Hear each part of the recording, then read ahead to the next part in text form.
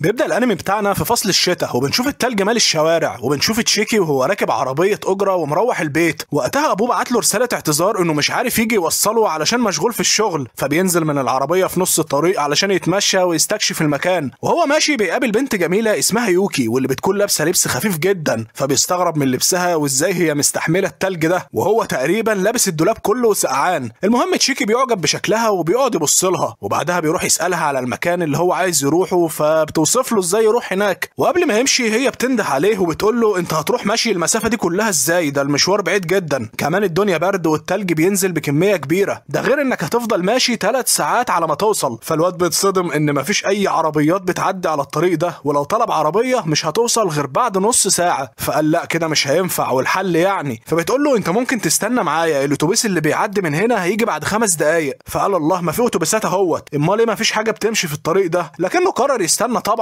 وشكرها انها انقذته من التسويحه اللي كان هيتسوحها. فالبنت سالته هو انت منين؟ فقال لها انا من طوكيو. فبتستغرب هو ليه ساب المدينه وجه لبلده صغيره زي اللي هم فيها دي. فبيقول لها جيت بسبب ظروف عائليه. فبتقول له ايوه فاهمه، واكيد شايف بلدنا وحشه مش زي المدينه. فبيقول لها لا بالعكس انا شايفها جميله وهاديه جدا. وبيبدا يتعرف عليها وبيطلعوا قد بعض في السن، وكمان هيروحوا نفس المدرسه. والغريب انهم في ثواني بقوا اصحاب، فضلوا يهزروا زي ما يكونوا يعرفوا بعض من زمان. صاحبنا لهبل بقى كان معجب بيها وشايفها مزه، وتنيل على عينه وقال لها. فهي قامت ضرباه وهي وشها بيحمر من كتر الكسوف، اللي هو ده احنا لسه اول مقابله بينا. المهم تشيكي بيعمل نفسه عبيط وكأن شيئا لم يكن، وبيقف يستنى الباص معاها. في الوقت ده كان خلاص هو جه، لكن بطلنا ما كانش عايز يمشي غير لما يعرف اسمها. فقالت له ان اسمها يوكي، وقامت راكبه الباص وماشيه. فهو فرح وقال ايوه كده، انا قلت هعرف اسمها يعني هعرفه، لكن هو ايه اللي انا ناسيه؟ يا لهوي الباص مشي ومركبتش. في نفس الوقت شفنا يوكي هي كمان مبسوطه وبتتمنى انه يكون معاها في نفس الفصل. وطبعا كأي قصه حب ملزقه لقيته طبعا معاها في الفصل. المجنون اول ما شافته طلعت تجري عليه وتقول له ايه ده احنا مع بعض، انا ما كنتش متخيله ده خالص. فالواد من المفاجاه ما كانش عارف يتكلم، لانه ازاي كانت لسه لطشاه على وشه من شويه ودلوقتي مبسوطه انها شافته. لكن المهم دلوقتي ان الواد هيموت من السقعه وعايز يتدفى. فهي قالت له بس كده، وهوب راحت مطلعه له بطانيه وقالت له خد، ولا سحر ولا شعوذه. وفي نهايه اليوم شفناه رايح يرجعها لها ويشكرها. فهي قالت له بدل ما تشكرني احنا نروح سوا احسن، وراحت ماسكه ايده وهم مروحين، وكانت عايزه تعرف هو مرتبط ولا لا. فتشيكي اصلا بيهنج لما حد بيجيب له سيره الموضوع ده، وقال لها لا، وكان واضح ان هي اجتماعيه جدا وهو ضايع. المهم وصلوا بعدها المحطه قبل ما الواد قلبه يقف، وقال لها خلاص عايزه حاجه؟ سلام انا بقى. فهي عرضت عليه يبقى يجي يزورها في البيت عندها يقعدوا مع بعض شويه. فقالوا وبعدين بقى قصدها ايه دي؟ الموضوع بيبدا بزياره في الاول وبعدها هلاقي نفسي في المحكمه. بس قال لها ماشي يلا بينا، واخدوا ارقام بعض. بعد شويه وصلوا لهناك وتفاجئ ان البيت ما فيهوش حد، فخاف اكتر. فهي قالت له يا عم بقى خليك اوبن مايند، هتلاقيهم خرجوا في اي حته. جابت له حاجه يشربها وقعدوا يتفرجوا على فيلم مع بعض. طبعا تشيكي كان قاعد على اعصابه ومستني الخازوق يا ترى هيجي منين بقى. شويه ولقاها نامت مكانها، فقال لا كده حلو قوي، لو اهلها رجعوا لقونا كده هتبقى فضيحه. فبهدوء كده اخد بعضه ولسه هيهرب لقاها صحيت وبتقول له استنى رايح فين؟ فقال يا رب هي بتطلع منين دي؟ فقالت له معلش نمت غصب عني، واخدته وراحوا يتمشوا شويه في القريه. تاني يوم بتروح يوكي المدرسه وبتلاقي تشيكي بيبص على صوره مهرجان بيتعمل كل فتره هنا. فقالت له ايه عايز تروح؟ دي مناسبه مشهوره هنا القريه كلها بتروح لها. فبيتكسف تشيكي وبيفتكر انهم كده هيخرجوا مع بعض زي ما يكون في موعد يعني، لكن كالعاده قال لها ماشي خلاص. فيوكي بتفرح وبترجع جري على البيت تجهز نفسها. اهلها قالوا لها ايه مش هتيجي معانا في يوم الاجازه؟ قالت لهم لا انا خارجه مع واحد صاحبي. واضح ما شاء الله ان العيله مسيطره على الاخر. المهم بطلتنا دخلت كلمت تشيكي واتفقت معاه انهم يتقابلوا عند المحطه الساعه 11. وفعلا بعد شويه شفناها لابسه ومتشيكه ومستنياه هناك. وهو اول ما شافها فضل متنح كعادته لانه مش متعود على لبسها ده. لكن المهم انهم راحوا المهرجان وفضلوا يلعبوا وياكلوا، وكان واضح انهم مبسوطين جدا. حتى ان هي قالت له انها حاسه بحاجه غريبه اول مره تحسها من يوم ما عرفوا بعض، وهي بدات تشوف جمال المدينه بتاعتها بشكل اكبر، وبقت حاسه انها عايزه تفضل معاه طول الوقت. فتشيكي قال لها ايوه طبعا حد يمشيني من هنا يا جدعان قبل ما اقول اي كلام واخرب الدنيا. والمصيبه كمان وهو مش واخد باله لقاها بالغلط بتقع عليه، وشكلهم بقى مسخره خالص وهم مكسوفين كده. تاني يوم في المدرسه يوكي خلاص بقت بتتعامل انهم حبايب بقى، فبقت بتعمل له اكل. لكن معلش هي اخرها تعمل اندومي، فكل وانت ساكت. وفضلت قاعده مركزه معاها زي ما يكون عندها حاجه عايزه تقولها. فتشيكي حس وقال لها انت عايزه تقولي حاجه؟ فقالت له انها عايزه تروح معاه البيت وهو كمان علشان تتعرف عليه وعلى عيلته اكتر. فالواد كان مصدوم، هي ازاي اجتماعيه كده يخرب بيتها، ده هو مستحيل عنده انه يتعرف على عيلتها بسرعه زيها كده. من حظ بطلنا الجميل بقى ان من بين كل الاماكن اللي في البلد جدته تكون معديه في نفس نفس الوقت ده وتشوف يوكي وهي ماسكاه كده وعماله تتمرقع، فتشيكي كان واقف مصدوم مش عارف يقول لها هي مين دي. وفي نفس الوقت يوكي كانت فرحانه قوي انها قابلت جدته ومستنيه تشيكي يقول لها انهم اصحاب، لكن الكلب صدمها وقال لجدته انهم مجرد زمايل في المدرسه بس. فيا عين البت اتضايقت وقالت لها ايوه زي ما هو قال كده، وبالرغم ان شكلها كان واضح انها زعلانه لكن هو قال اهم حاجه جدته ما تفتكرش ان في حاجه بينهم لا تخرب الدنيا. وبعد ما تشيكي مشي مع جدته فضلت هي واقفه كده تفكر في علاقتها بيه، وهل هم فعلا مجرد زمايل في المدرسه وخلاص. وبالصدفه شافت ان الجده ماسكه مظله فندهت عليهم وحذرتهم انها ممكن تقع بسببها. جده يوكي قبل كده كانت ماشيه في التلج كده بمظله وما اخدتش بالها من الطريق ووقعت اتكسرت، وقامت واخده منها الشنطه وقالت لهم انا هوصلكم، انا حافظه المكان هنا صم. وهم ماشيين تشيكي كان عايز يصلح الدنيا اللي هو بوظها دي، وكان عايز يصالح يوكي اللي متضايقه، فاستغل ان جدته مش واخده بالها وقال لها في ودنها انها اهم صاحب عنده. فيوكي المجنونه قالت له بجد انا اهم حد عندك دلوقتي؟ فقال لها يخرب بيتك صوتك عالي هتسمعنا، اسكتي لما نرجع البيت نتكلم. ففرحت اكتر انهم هيروحوا مع بعض للبيت لكنه لحقها قبل ما تتكلم وتخرب الدنيا. المهم اصحابنا وصلوا للبيت وفضلوا يتكلموا شويه والدنيا كانت زي الفل. صحيح الجده ما كانتش مطمنه ليوكي لسه ولا علاقتها بتشيكي، لكن قررت تصبر لحد ما تعرف اكتر وتشوف هتوافق على العلاقه دي ولا لا. تاني يوم شفنا يوكي وباقي المدرسه راكبين الاتوبيس لان النهارده اجازه ورايحين يتزحلقوا على التلج. وطبعا تشيكي كان مستغرب هي المدرسه الرايقه دي، لان المدرسه اللي كان فيها عندهم كلمه اجازه دي جريمه، انما هنا بيلعبوا اكتر ما بيدرسوا. وقتها يوكي جت تقعد على الكرسي اللي وراه وفضلت تلعب في شعره وتقول له الكتكوت بتاعي شكله خايف يتزحلق على التلج معانا. فالواد قال لها ايه يا حلوه انت الكلام ده، اللي يشوفك يقول بتتعاملي مع طفل، ده انا خبره في التزلج من وانا لسه في الحضانه. فقالت له كده خلاص لما نشوف، وعرفته انها خبره من سنين برضه ودايما بتطلع الاولى، فلما نشوف بقى. وحاولت تتكلم مع البنت اللي قاعده جنبهم لكن البنت مش بترد عليها وبتحرجها. فبيستغرب تشيكي لانه كان فاكر ان يوكي الكل بيحبها، لكن البنت دي شكلها كده مش طايقاها، اكيد حصل بينهم حاجه مش مخليهم يتكلموا مع بعض. فبقى نفسه يعرف ايه اللي حصل ده، ولما سالها قالت له انهم مش متخانقين ولا حاجه، بالعكس هي نفسها تكون صاحبتها لكن مش عارفه خالص. فتشيكي فضل باصص للبنت كده واللي بالمناسبه اسمها سايو، وفضل يفكر ازاي يخليهم اصحاب. فيوكي قالت له ايه يا عم انت مركز معاها كده ليه؟ اوعى تكون بتعاكس يالا انت. فقال لها لا وربنا انت فهمت ايه بالظبط؟ فقالت له ايوه كده اتظبط، ركز في الطريق يلا علشان قربنا نوصل. وفعلا بعد شويه وصلوا للمكان، وبعد ما المدرسين عرفوهم القواعد وقسموهم لفرق راح تشيكي يشوف هو هيبقى مع مين، خصوصا انه ما عندهوش اي خبره فعايز فريق يكون كويس. لكن المدرس عمل معاه الجلاشه ورماه مع فريق على الله زيه كده، كلهم مبتدئين وعايزين اللي يعلمهم. فقالوا بعدين يا جدعان في فريق المعوقين ده. وبالصدفه وهو واقف شاف سايو فقال دي فرصتي علشان اتكلم معاها، وعرفها على يوكي. ولسه هيقول لها هاي راحت مطلعه السماعات ولابساها. بطلنا يسكت ويحس انها مش عايزه تتكلم معاه، لا طبعا فضل ماشي وراها زي اللزقه لحد ما البت وقعت من عينه الازاز دي. الله يحرقك ما تسيبها في حالها وروح شوف المجنونه التانيه اللي عماله تعمل شقلباظات في السما دي ومحدش قادر عليها. فسايو لما شافتهم بيتكلموا مع بعض قالت له انت يا حبيبي يوكي ممكن تقول لها تبطل لان المدرس قايل مفيش حد يطلع فوق قوي كده. فقال ايوه اخيرا نطقت، وعرفها انه مش حبيبها ولا حاجه هم مجرد اصحاب. فقالت له اصل شكلكم في الباص كان عكس كده، اللي يشوفكم يقول مرتبطين. قال لها لا دي كانت بتترخم عليا بس مش اكتر. فقالت له يوكي هي البنت المثاليه اللي بيحبها اي ولد، صوتها عالي وكمان بتتكلم مع كل الناس وبتاخد وتدي كده ومرحه. فقال لها وحياتك صوتها العالي ده مشكله مش ميزه. المهم الاتنين رجعوا تاني يكملوا زحلقه لحد ما جه وقت الغدا وراحوا يتغدوا. والاول مره تشيكي بيلاقي انه قاعد لوحده في الاتوبيس مع سايو، فبيتحرج وينزل بسرعه يروح الكافيتيريا ياكل هناك، لكن من الهبل اللي هو فيه نسي المعالق بتاعته في الشنطه فرجع تاني جيبها من الاتوبيس. لكن فجاه كده دخل لقاها بتغير هدومها. الله يخرب بيتك يا بعيد. المهم الاتنين فضلوا يصرخوا في وش بعض كتير لحد ما هو طلع يجري بره لحد ما هي خلصت. وشويه بشويه كده بداوا يتعرفوا على بعض، وقالت له هي ليه ما عندهاش اصحاب وليه بتكره التزلج ده وكده يعني. وكان واضح ان صاحبنا مستغرب هي بقت بتتكلم معاه بسهوله كده ازاي بالرغم انها ما كانتش طايقاه من شويه. فقالت له انا نفسي مستغربه والله، لكن الكلام معاك سهل جدا عن الباقيين، انا ما عنديش اصحاب وانت طالب جديد اكيد ما عندكش اصحاب برضه. وبدات بقى تعرفوا الهوايات بتاعتها والالعاب اللي هي بتلعبها، والدنيا كانت زبادي خلاط على الاخر. وبعد ما وقت الاستراحه خلص نزلوا من الاتوبيس وراحوا يتزحلقوا تاني. طبعا يوكي على الجانب الاخر كانت لسه مقضيها لعب من وقت ما وصلت، ما تعبتش المجنونه. ويعني المدرس عمال يجري وراها ويقول لها يا بنتي اللي بتعمليه ده خطر الله يحرقك، لكن هي ولا هنا. وبالصدفه شافت تشيكي فوق مع سايو فقالت هم قابلوا بعض فين دول. وقتها كان هو بيتكلم معاها وبيقول لها ان يوكي عايزه تكون صاحبتها بس مش عارفه تفتح معاها كلام. فقالت له انا عارفه ان يوكي بنت حلوه وطيبه وكله بيحبها وبتكلمني اوقات كمان كمان. بس انا بصراحه بستغرب هي ليه بتكلمني، وبقعد افكر فما بعرفش ارد عليها كويس، يعني بضرب لخمه من الاخر يعني. فقال لها تعالي بس وسيب الموضوع ده عليا، ونزلوا من فوق الرافعه وقال لها هطلب منك طلب، لو عرفت اتزحلق على البيت ده مره واحده هتصاحبي يوكي. فهي كانت متردده شويه لكنه عرف يقنعها في الاخر، وفعلا الاتنين اتحدوا بالرغم انها ما كانتش عارفه تتوازن خالص. لكن فجاه لقيت يوكي جايه وبتساعدها، ونقدر نقول انهم كده بقوا اصحاب خلاص. وبعد ما خلصوا سايو شكرتها على المساعده، وراحت شيكي المتدهول نام على نفسه من كتر التعب. واليوم الطويل ده اخيرا خلص. تاني يوم بتكون في عاصفه ثلجيه كبيره في المدينه، فكان خايف يروح المدرسه في الجو ده، خصوصا كمان ان جسمه تعبه من كتر الزحلقه على التلج بتاعت امبارح. لكنه بينزل في النهايه، وكل تفكيره هي الهبله اللي اسمها يوكي عايشه ازاي في الجو ده ولبسها دايما خفيف كده. فجاه كده لقى عربيه ظهرت قدامه فخاف ووقع قدامها، وهو خلاص فاكر انه ودع. قلبها دراما طبعا، وكلموا لي الاسعاف وقول لهم ان المصاب اجنبي علشان يجوا بسرعه، وبيتخيل يوكي عماله تودعه وشغل هبل من بتاعه ده يعني. المهم ان يوكي فعلا كانت راكبه العربيه مش تهيؤات ولا حاجه، وبتقول له انت ايه اللي مشاك في العاصفه دي يا مجنون انت، وبسرعه شدته جوه العربيه معاها. المهم صاحبنا بيهدى كده وبيتعرف على والدتها اللي بتكون شبهها بالظبط، وهي بتكون عارفاه، وبتقول لها هو ده بقى الواد اللي قلت لي عليه. وبتساله فجاه كده انت بتحب بنت هنا؟ فصاحبنا قال لها مين؟ لا حضرتك انا مقاطع الحاجات دي استغفر الله يعني. فيوكي كانت هتقتله لانه دايما جبان كده، وفضلت تحاول معاه علشان ينطق لكنه برضه زي ما هو. المهم ان امها كاي ام فضلت تلمح انهم لايقين على بعض والشغل ده، لحد ما يوكي اتعصبت وقالت لها خلاص ما تعصبنيش، انا مبسوطه بس ان قابلت تشيكي فاتحمست بس مش اكتر. فامها قالت لها طبعا هو انا قلت حاجه غير كده؟ كل ده والتاني قاعد على وضع الصامت وبيقول انا مالي يا جدعان، مسائل عائليه ماليش فيها. وبيسال يوكي هي المدرسه الجميله بتاعتنا دي بتدينا اجازات طول الاسبوع وفي يوم التلج جايبانا عادي؟ وفضلوا يضحكوا على اللي هم فيه ده. فبتقول له امها انت من طوكيو طبعا، اول مره تشوف عاصفه ثلجيه بالطريقه الجامده دي. فقال لها وحياتك لو العاصفه دي نزلت في طوكيو الناس هتفتكر ان دي نهايه العالم. المهم انه كان واضح ان ام يوكي حبته والدنيا كانت زي الفل. وصلوا بعدها للمدرسه وقابلوا سايو، وكان واضح ان هي كمان جسمها مكسر من رحله امبارح. وتفتكروا ايه الحل للموضوع ده؟ كل واحد فيهم مسك البطانيه بتاعته ودخلوا يناموا في الفصل. مش بقول لكم دي مدرسه رايقه؟ احنا كنا بنتعذب في مدارسنا والله العظيم. كل ده والمدرس رايح جاي وشايفهم عمالين يلعبوا ويضحكوا عادي جدا، ناقص يجيب لهم حاجه يشربوها كمان. المهم بعد ما خلصوا الحصه اللي مش حصه دي، راحوا كملوا لعب في المول وتصوروا، واليوم كان رايق. وعلشان تبقوا عارفين النيله اللي هم فيها، المدرس النهارده ادالهم واجب مهم يعملوه لكنهم ما اخدوش بالهم خالص. ففي اليوم اللي بعده راحوا بشكل طبيعي، لقوا المدرس عمال يهزق فيهم وكان شويه وهيخرجهم بره. هل بقى يحسوا على دمهم ويتظبطوا؟ ابدا. خلصوا اليوم ولقيناهم رايحين متجمعين في حفله كده اسمها كاريوكي، هم وزمايلهم، ويوكي عماله تغني فاكره نفسها عمرو دياب الاستاذه. والمهم بعد ما خلصوا فكره الصداع دي، حد طلع كده زي الخازوق من حيث لا تدري وقال لهم الفالنتين قرب، انتوا ناسين ولا ايه؟ فالملزقين طبعا كلهم اتخضوا، اللي هو ازاي يقرب اليوم ده واحنا مش واخدين بالنا كده. ففي ثواني يوكي اخدت سايو وجري على السوبر ماركت علشان يشتروا حاجات يعملوا بيها شوكولاته للفالنتين. وهناك كل واحده فيهم بقت مكسوفه تسال التانيه هي هتجيب الهديه دي لمين، وعمالين يحوروا. يوكي طبعا كانت عامله نفسها من الهند لانهم عارفين انها هتجيب هديه لتشيكي، وهي ماسكه في كلمه واحده مين تشيكي ده معانا في المدرسه، وعملت نفسها عبيطه. رجعت بعدها تعمل نفسها شيف واديني يا ابني في التلبك المعوي اللي هيجي للي هاكل من ايدها. المهم انها فضلت طول الوقت مع سايو على الموبايل عمالين يرغوا على تشيكي لحد ما الكيكه وقعت وباظت. الله على حظك يا ابني والله. تاني يوم بدات توزع عليهم، لكن كان في واد كده شكله معجب بيوكي وبيبقى مستني كل سنه الكيكه اللي هي بتعملها، ولما لقاها شاريها السنه دي جاهزه زعل ومرضيش ياخدها. فسايو خرجت وراه وقالت له لو زعلتها باللي انت عملته ده هكسر وشك، وبتسيبه وبتمشي. فالواد اترعب منها وقال اما ارجع اخد منها احسن. وبعد ما بيخلصوا بنشوف يوكي وتشيكي وهم بينظفوا اوضه الموسيقى وبيشكرها على الشوكولاته. فهي بدل ما تفرح فضلت تعيط على الكيكه بتاعته اللي هي بوظتها امبارح، لكن هو قال لها عادي ولا يهمك. وفضلوا يغنوا تاني مش عارف ليه، ودخلت سايو ومعاها كيكه كمان بدل اللي باظت علشان تديها لتشيكي. فيوكي كانت طايره من الفرحه علشان سايو لحقتها من الموقف المحرج ده، واليوم عدى على خير اخيرا. المهم تاني يوم بيروحوا المدرسه وبيقول لهم المدرس الامتحانات قربت، وبيشوف تشيكي يوكي وهي متضايقه علشان الامتحانات اللي طبعا هتجيب فيها الدرجه النهائيه، يعني اديني في الاصفار يا اسطى. فتشيكي بيقول لها ما تتضايقيش عادي، وبيشجعها انها تذاكر. فهي بتقول له ايه رايك نذاكر سوا في بيتنا واقول لسايو كمان. وفعلا بيروحوا هما الثلاثه يذاكروا في بيت يوكي، وبتقول لهم هما ماشيين في الطريق انا قلقانه من الامتحان ده، بس وجود تشيكي معايا مطمني شويه علشان شكله ذكي وهيبقى هو مدرسنا. يا اختي تنيلي ده عايز اللي يذاكر له. المهم بيوصلوا البيت، سايو لانها اول مره تيجي هنا ما كانتش عارفه تروح فين، لكن استغربت ان تشيكي تشيكي عارف البيت، فسالته انت جيت هنا قبل كده ولا ايه ياض؟ فقال لها ايوه. فسايو ما فهمتش ليه يعني هم مش قايلين انهم مش مع بعض، ايه اللي جابوا هنا؟ كمان لما ام يوكي جت فضلت تتكلم معاه لانها تعرفه، فسايو ما بقتش فاهمه حاجه، لكنهم فضلوا يذاكروا وراحت الام توصله بالليل علشان الوقت اتاخر. وفي الطريق قالت له انها عايزه تعترف له انها ما كانتش حاسه انه هيقدر يبقى صاحب يوكي، لكن دلوقتي تقريبا هي مش بتتكلم على غيره، علشان كده شكرته. بس قالت له بقول لك ايه، ادخل استلقى وعدك بقى من اهلك علشان الوقت اتاخر وانت ما قلت لهمش. فقال اه يا ولاد الايه، سلمتوني كده. وتاني يوم هو رايح المدرسه شاف بنت كده شكلها مش من هنا عماله تتخانق مع الغربان، ولما وصل المدرسه حكى ليوكي عنها، فقالت له ان اسمها رينا واكبر مننا بسنه، وايوه شكلها مش من المدينه دي لان اول مره شفتها كانت كسبانه مسابقه الجمال هنا لكني مش عارفاها شخصيا. المهم انت هتذاكر معانا زي امبارح ولا ايه؟ فقال لها بقول لك ايه ارحميني، اهلي فضحوني امبارح علشان اتاخرت. وبتدخل سايو هي كمان وبتسمعهم وهم بيتكلموا، وبتقول لها انا كمان مش هاجي علشان هنقعد نرغي زي المره اللي فاتت ومش هنذاكر. فيوكي قالت لهم بجد والله دلوقتي الشطاره نزلت عليكم؟ ماشي. راحوا بعد كده يتغدوا لكن تشيكي ما كانش معاهم، ومن وقت ما شاف البنت بتاعت الصبح وسأل عنها وهو دماغه مش معاهم اصلا، فكانوا عايزين يعرفوا هو راح فين ده. وفعلا فعلوا مود المحقق كونان علشان يحققوا. وقتها كان هو في المكتبه وسمع صوت حد زي ما يكون نايم، والمفاجاه انها كانت نفس البنت اللي شافها الصبح. فضل يقرب منها شويه كده وشاف فعلا ان اسمها رينا، ومن غير سابق انذار لقاها صحيت وبتقول له نعم على فكره انا من المسؤولين عن المكتبه وانام فيها براحتي. فقال لها يا ست ما تنامي، حد قال لك حاجه؟ ورجع تاني يهزر معاها وراح يكمل مذاكره. ابن محظوظه الواد ده، كل المزز ملمومين حواليه في المدرسه، ومش بس المدرسه ده لما رجع البيت لقى اللي بتخبط على الباب وبيبص لقاها رينا. يا سلام على الحظ. فقال العب ده الموضوع باين له كده هيظبط. وقتها الجده كانت طالعه وفجاه شافتهم حاضنين بعض كده، فرينا قالت لها انا اتزحلقت وهو لحقني مش قصدي حاجه. فالجده قالت لها خالص ما بقاش فارق معايا اصلا لانها عارفه حفيدها الفاسق. بعد ما رينا مشيت بقى تشيكي مسك جدته وفضل يسالها انت تعرفيها منين وهم نقلوا هنا امتى ومين ابوها ومين امها، تحقيق هو مش اسئله. فالجده قالت له يا عم انا اول مره اشوفها، انا اعرف اهلها بس، وبقول لك ايه ركز في الامتحانات علشان وربنا لو سقطت هضرتك من البيت. فقال لها ما تقلقيش. وتاني يوم طلع على المدرسه وهو مصمم انه يتجدعن على من العشرة الاوائل، وهو ماشي لقى رينا قدامه وبتصبح عليه وبتقول له كنت مستنياك. فقال لها كنت مستنياني ليه؟ قالت له كنت خايفه لكون عملت لك مشكله امبارح. فقال لها لا انا بس عندي شويه مشاكل في دراستي بس مش اكتر، جدتي يا ستي عايزاني اطلع من العشرة الاوائل ومش عارف اعمل ايه معاها، ده انا كنت ناوي اطلع الالف على المدرسه ولا حاجه. فرينا فضلت تضحك وقالت له ما تقلقش انا هساعدك. فقال لها ايه هتغششيني؟ قالت له لا يا زكي هذاكر معاك علشان انا عارفه الاسئله اللي بتيجي في الاختبار ده، غير كده فرينا من اشطر الطلبه هنا وكل سنه بتطلع من الاوائل. المهم فعلا تشيكي اتفق معاها وبقى بيروح لها كل يوم المكتبه علشان تذاكر له الدروس بتاعته، وناسي خالص يوكي وسايو اللي هم كمان عايزين ينجحوا برضه. هم بقى من الناحيه التانيه بداوا يحسوا واحده واحده كده انه بقى مشغول عنهم، عامل زي صاحبك كده يا صديقي اللي يفضل طول السنه يقول لك انا ما فتحتش الكتاب وفجاه تلاقيه هو اللي مقفل المواد كلها وطالع الاول على المدرسه. بالصدفه كانت يوكي ماشيه ولمحتهم مع بعض، فقالت له انت عرفتها امتى دي؟ فبيقول لها دي لا دي طلعت جارتي. فقالت له فعلا ماشي يبقى سلم لي عليها بقى، انت رايح فين دلوقتي؟ فتشيكي قال اقول لها اني رايح لرينا اذاكر معاها ولا هتطين عشتي؟ لا مش هقول لها. وعلى الهادي كده عرف يخلع منها وراح استخبى في المكتبه، ولما رجع للبيت فضل يذاكر معاها على التليفون لانها لو عرفت انه بيذاكر وهي لا هتقطعه. وسايو بقى ربنا معاها تبقى تدخل دور تاني. وفعلا تاني يوم شفناهم متسوحين كلهم ومش عارفين يحلوا حاجه، ومن الاخر كده شكلهم هيعيدوا السنه دي وخلاص وايامهم طين مع اهلهم. بعدها بتخرج يوكي مكشره وتشيكي شكله كده جاله حاله نفسيه مش راضي يتكلم مع حد والدنيا بايظه، يعني الامتحانات دي بتعقد العيال والله. ده كمان سره اتكشف ويوكي عرفت انه كان بيذاكر من وراهم في الخباثه كده علشان ينجح لوحده، وقالت وربنا لا اوريه لما اقفشه. لكن لما شافته حست ان شكله كده هو كمان حل في الاختبار زي وشه، قالت خلاص مش هنكد عليه اكتر من كده، وراحوا يلعبوا مع بعض زي ما تيجي بقى. وبعد اسبوع من الامتحانات بنشوف يوكي وهي زعلانه ومتضايقه من درجتها الوحشه، سايو هي كمان اديني في الدرجات اللي بالسالب وحاجه اخر حلاوه. اما بطلنا الخنزير طلع فعلا التالت على المدرسه ولعبها صح مع رينا وساب التانيين دول على الله كده. بس قالوا خلاص بقى بلا امتحانات بلا زفت احنا تعبنا صح؟ فقالوا لها مش عارفين تعبنا ولا لا؟ قالت لهم لا تعبنا اسمعوا الكلام ومحتاجين ناخد اجازه بقى. وفعلا في نفس اليوم اتفقوا مع بعض يخرجوا، كل واحده لبست امزه طقم عندها وراحوا مع ابن المحظوظه اللي مش عاتق. هو الحظ كده يا صديقي، انت مش لاقي واحده والواد ده معاه 3 وبيظبط الرابعه اهوت. المهم صاحبنا فضل مقضيها طول اليوم، يخلص بقى كده ويرجع للبيت بكل احترام. لا طبعا ازاي ما يبقاش تشيكي. اول ما مشي من عندهم طلع على المول علشان يقابل رينا هناك، وعلشان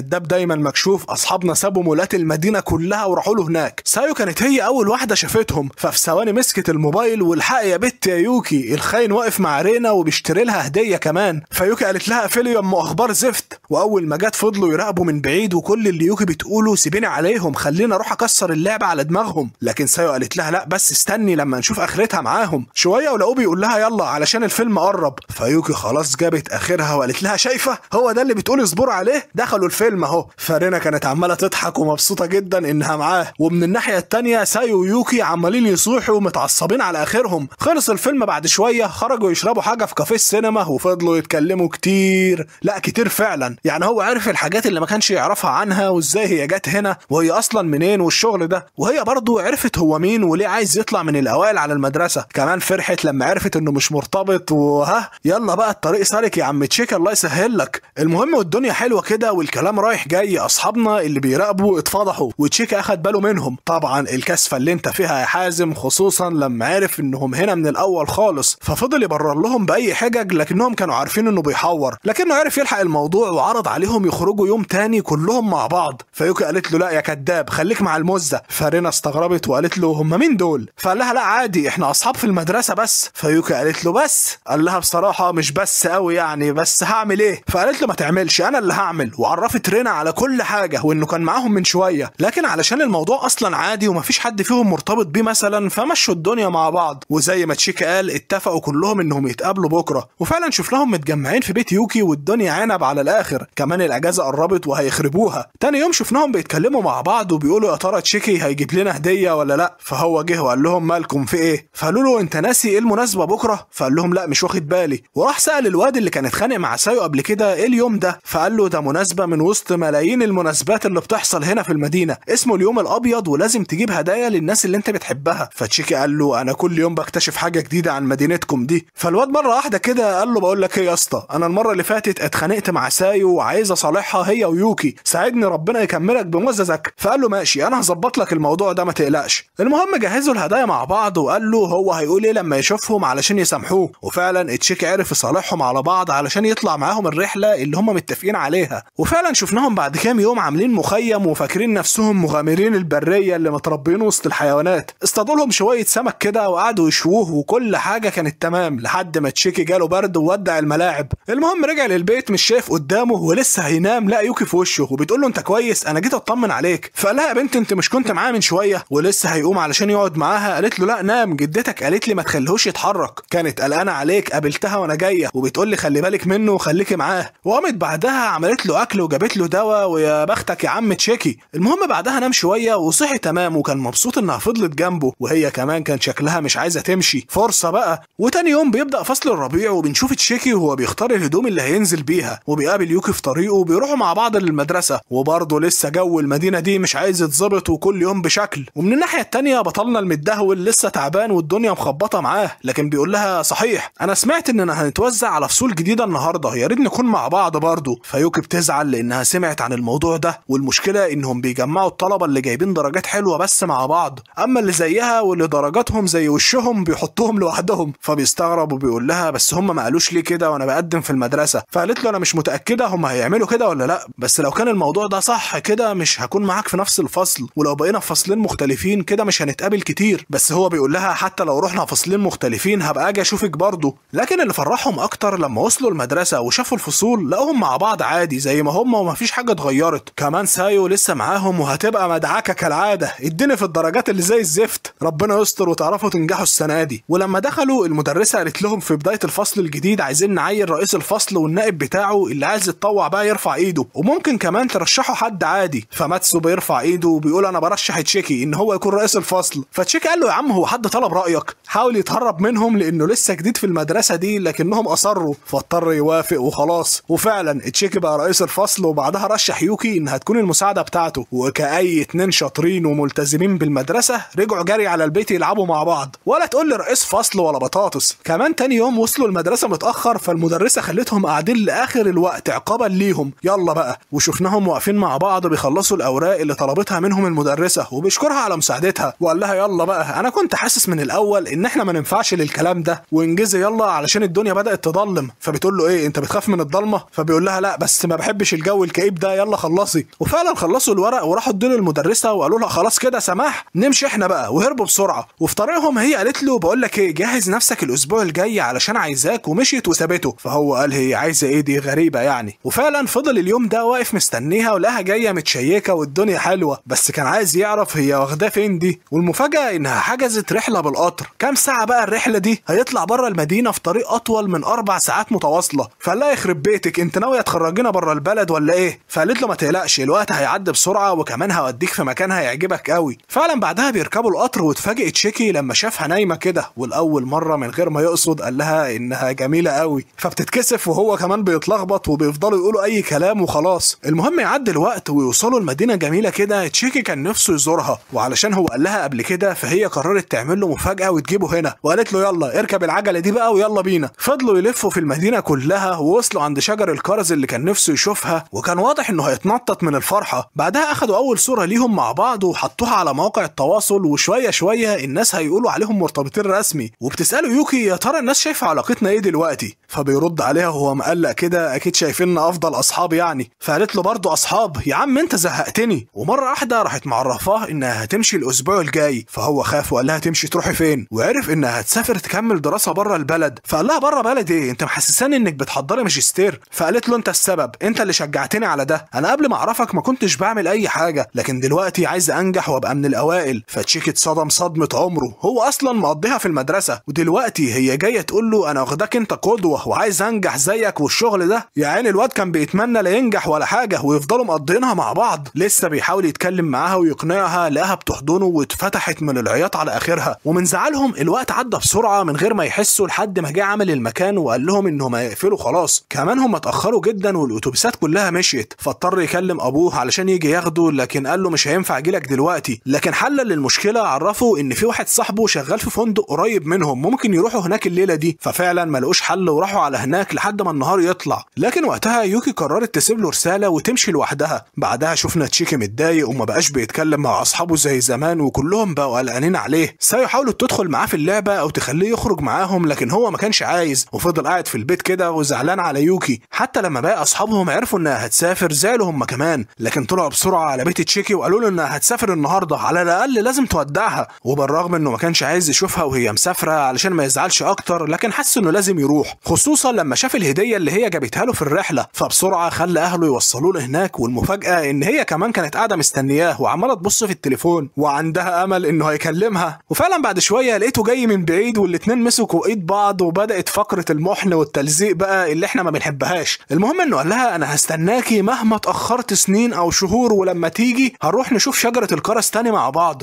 وهنا بقى كانت الصدمه. يوكي اصلا بعد الدراما دي كلها مسافره اسبوعين بس، دي لو رايحه تمضي ورقه كانت هتتاخر اكتر من كده، مش خرجت تكمل دراستها بره. تشيكي طبعا وقع من الصدمه لما عرف ان كل اللي حصل ده كان على الفاضي، والموضوع كله طلع اتفه مما يتخيل. فقالت له بس انا اول مره اسافر بره البلد، فبالنسبه لي اسبوعين دول كتير. انا كنت قلقانه ايوه، بس خلاص لما انت جيت ما بقتش قلقانه خالص. يا سلام على الرخامه اللي في علاقتكم دي. وفعلا يوكي بتسافر اخيرا، وهم يعني كام يوم وبيلاقوها في وشهم تاني، ما هاجرتش البنت يعني. لكن طبعا الفصل كله كان عامل لها احلى استقبال انها رجعت اخيرا. وبيخلص الانمي وابطالنا مع بعض زي ما كانوا عايزين، والمدرسه كلها عرفت انهم اخيرا بيحبوا بعض. وشكرا على الحكايه الملزقه دي، والله الواحد جاله جفاف عاطفي عزيزي المشاهد، مش عارف بتوع الانمي دول عايزين ايه مننا. المهم لو عجبك الفيديو اعمل لايك واشترك في القناه علشان توصل لكم كل الفيديوهات الجديده، ويلا سلام.